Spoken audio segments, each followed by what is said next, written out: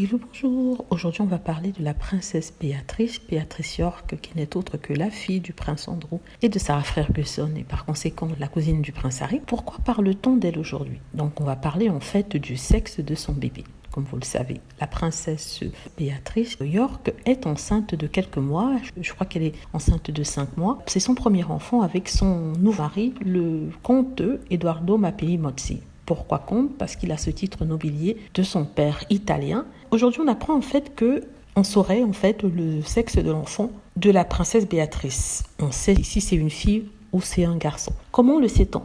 Ce sont les tabloïds anglais qui le disent. Et comment le savent-ils?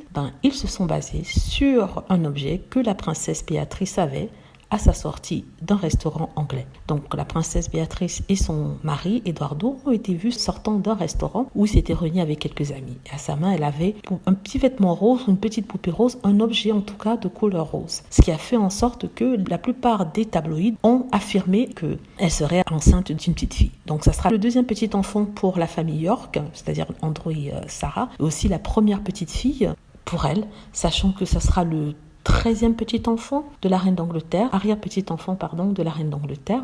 Les gens se posent des questions à savoir quel sera le sexe du bébé, ce qui vient d'être indiqué, même si on n'est pas sûr à 100%, et aussi quel sera le nom de cet enfant-là.